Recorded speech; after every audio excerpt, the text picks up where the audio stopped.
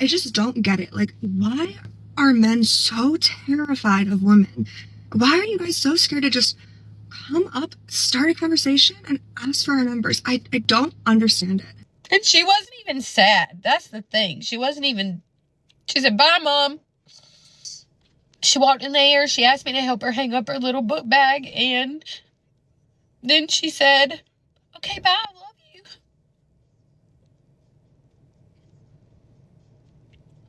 What do we do now? Oh, my God. Anyway, that's all. Welcome today. We're talking about a woman who isn't appearing on camera. She spent 6 days in a hotel in Mexico to make sure of that. It was a bachelorette trip. Her last credit card charge was at 9 p.m. on Monday. She stayed off social media for a week. When she got home, she slept on the couch, told her husband he was being intrusive, and then walked out. Meanwhile, a real estate guy with 6 kids from 4 different women was left wondering when she'd return. By the end of this video, she'll be back in her own kitchen, playing the part of a butler. Grab a seat and get ready. Hey there, it's Dusty Thunder with another Reddit story for you. Title of this story is, Am I the Astronaut for Suspecting My Wife After She Went to Mexico and Spent No Money and Took No Pictures? She went on a leave no trace trip? I am in the middle of probably the biggest crisis of my adult life and I can barely think, so I apologize in advance if this comes across as really weird or rambly. My wife went to Mexico last week for a friend's bachelorette party, and aside from the plane ticket, the hotel, and the first day's food and drinks, she didn't spend a penny all week. I mean, on the credit card, it's clear as day that on Monday and up until about 9 p.m., she was buying dinner, stuff at the hotel, shop, drinks at the bar, souvenirs. And then at 9 p.m., she didn't spend another cent the entire week until she was at her layover airport in Dallas. She says it's because her friend took over and paid for everything. I guess this is plausible, but it's still giving me a funny feeling.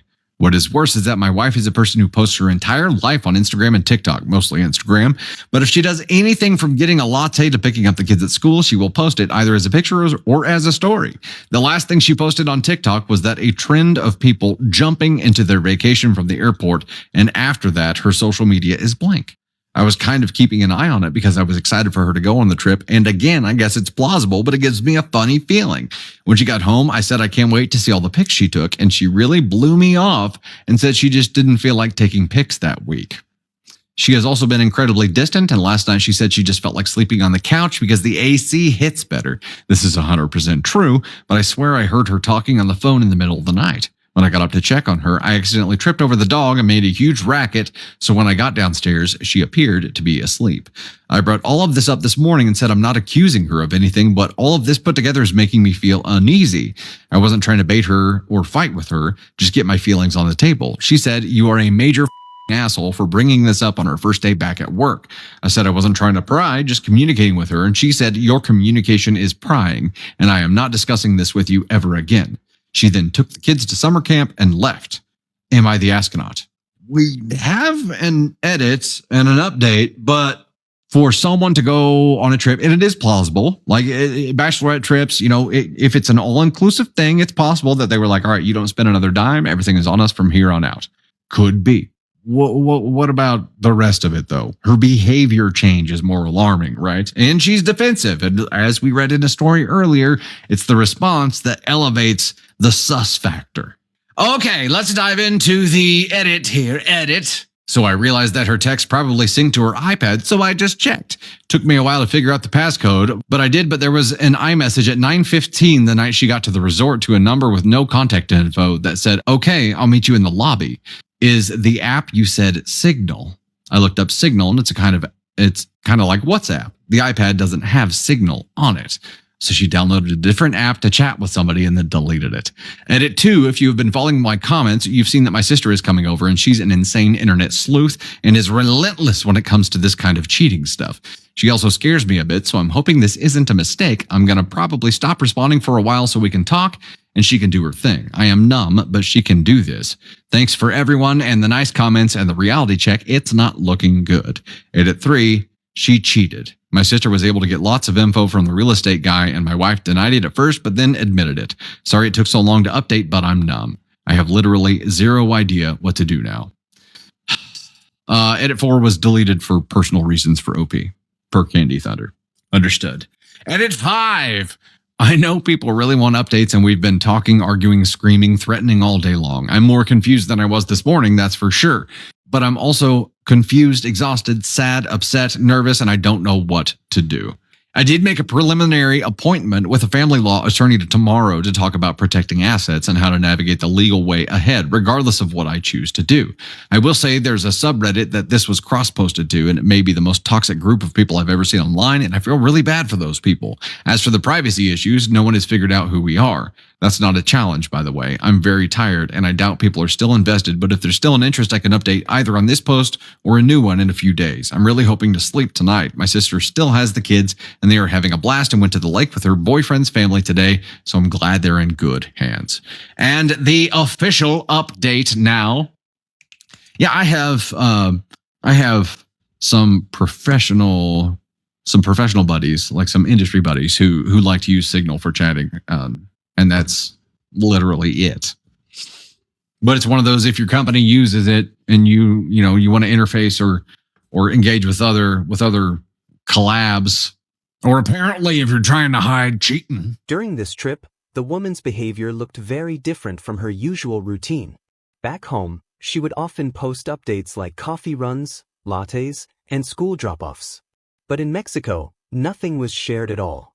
No photos. No social media activity for 6 days. She spent her time like a normal vacation, keeping things quiet. Her last known purchase was at 9 p.m., and the next charge appeared only at Dallas Airport on the way back, a Starbucks stop. For 6 days, there were no posts and no visible transactions.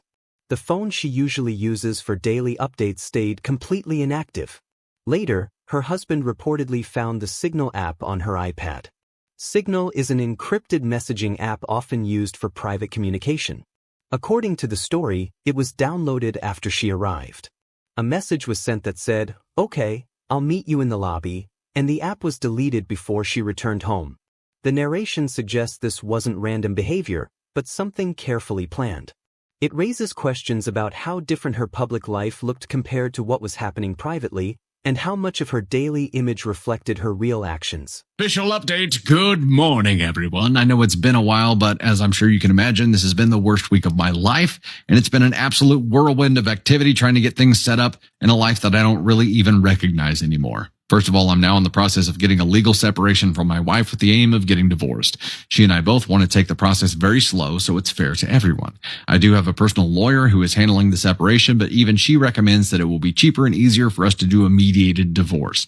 She, edit the lawyer, not my wife, has a colleague who has this sort of package deal where we will work together with a certified counselor while we are meeting with the mediation lawyer to handle the legal aspects. The goal is to learn to be co-parents and friendly while we go through the breakup. I know my wife is hoping to see the counselor with the aim of reconciling. I am doing the counseling so I can learn how to treat her with some sort of respect as the mother of my kids for their benefit. I can't possibly see reconciling, but I guess stranger things have happened. So to those of you who read along last week, know that my sister is one of those internet sleuths who if you can tell her a first initial in someone's eye color, she can come up with the person's entire life history in a matter of minutes. I've pretty much let her handle all of the dirty work. She did some research on the guy, and he's an absolute piece of shit. He has judgments and liens against him all over the country. He has 6 kids with 4 different women and is delinquent on child support in most of them. And it seems like his MO is to just wait until the kid turns 18 and hope they stop coming after him. And this is the guy my wife picked to ruin everything for. My sister did get in touch with his current wife and said that she has pics and text messages to prove that he was cheating, and so far has not heard back from her. Who knows what's going on with that? My assumption is it's happened so many times she expects it and tolerates it, or maybe we will hear back from her. It was the first gut reaction that I felt too. It's not a surprise to her, and it's happened before. My wife and I are still in the house together until the separation is official, and we may continue to be even after the legal separation is done. I just don't know, and I figure as long as we can be friendly to each other, then it's okay. I had to go away on business last week, and when I got back on Saturday, it was pretty clear the fight in her was gone, and she wanted to talk and accept full responsibility, and was willing to come clean about the whole thing. I told her I really didn't need to hear anymore because her affair partner had confessed the whole thing and even sent pics. I think her thing now is that she's utterly humiliated and has been very quiet, even obsequious as her general manner around the house. It's not really what I want because I didn't get married to have a servant, and the change in her normal fiery and funny personality is only a reminder that something is really wrong. Kids are doing fine. They're spending a lot of time with my sister and her boyfriend and his family. So hopefully looking back, this will just be the summer before their parents got divorced and are missing the turmoil in the house. I guess if there are questions, I can try to answer them, but that's pretty much what's been going on here. There is one more update, but damn. Obsequious. Yeah, like subservient, right? Damn. Mel J. Wolf, thank you so much. With the love and the hearts on the YouTube side of the stream, it does make a difference. Thank you. Yeah, poor guy. Like what? So how did she not think when she was going to do this that it wasn't going to be suspicious? And apparently, it wasn't even a bachelorette thing. Apparently, she was just going to have this hookup. The bachelorette thing was a farce. Okay, here's the update that is on surviving infidelity. Hello, my posts from the last 2 weeks have gained quite a bit of traction on the AITAH pages, and several people have advised me to post here. Long story short is that my wife went on a trip to Mexico and had a mostly emotional/financial affair, but it got physical at least once. It certainly would have been more, but the guy had pretty severe health issues. I am beside myself with anger and embarrassment, but as the days have gone on, I am thinking that I can't live without her. We have been together since we were 13. We have kids. I have a side business with her dad. I'm great friends with her brother, and my family loves her like a daughter. We're scheduled to bring the divorce mediation next week while also doing co-parent counseling, so the process is moving forward. Part of me feels like I'm grasping at straws to forgive her, but part of me feels like she has shown me a lot of grace and forgiveness, and I should give her the same chances she gave me.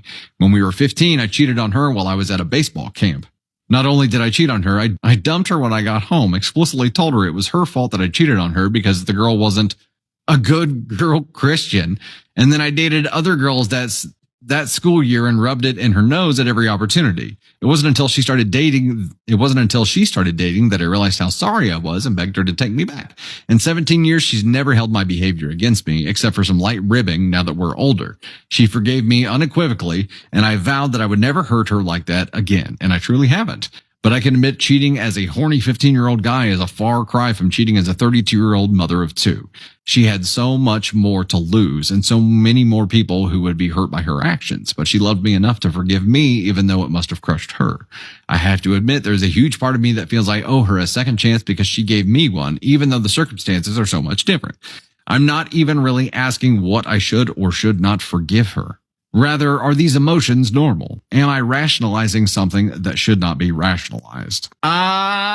Okay. So, everybody's going to view this a little bit differently. I feel like, OP, yes, you are rationalizing something that should not be rationalized. I feel like you are grasping at straws here. You feel what is the comfort of your normal world right now slipping away, and you're grasping at anything you can to try to slow that process down.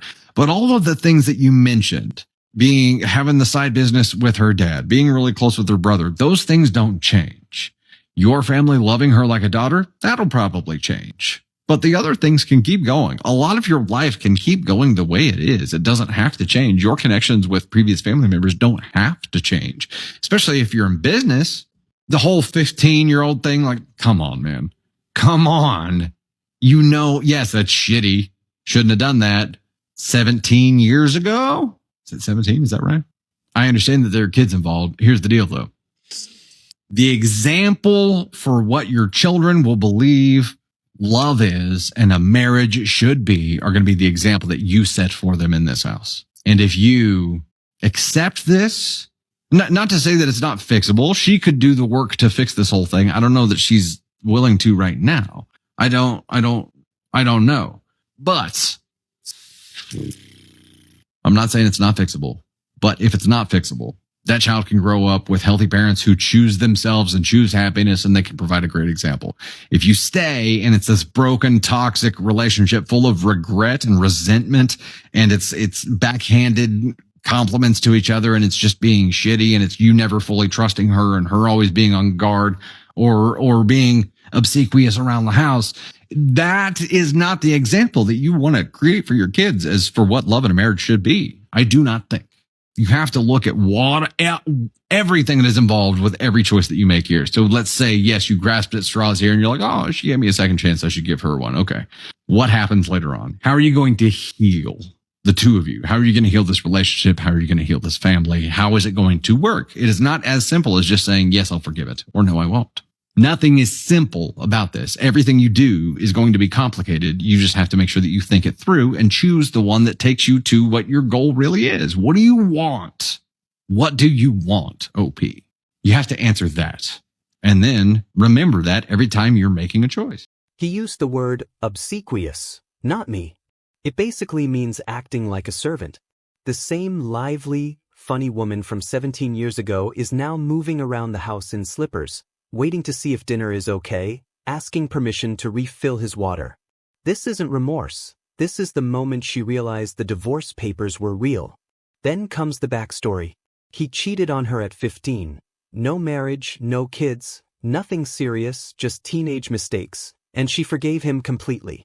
17 years later, she travels to Mexico and sleeps with a man whose history includes 6 kids by 4 different women.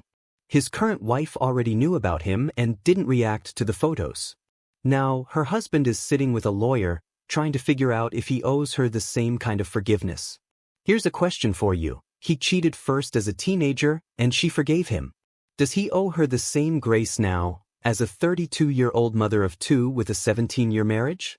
Or does the situation change when real lives are involved? The reality she revealed is striking. She didn't cheat for a better man. She chose someone worse. Someone with a messy history, unpaid obligations, and complicated relationships.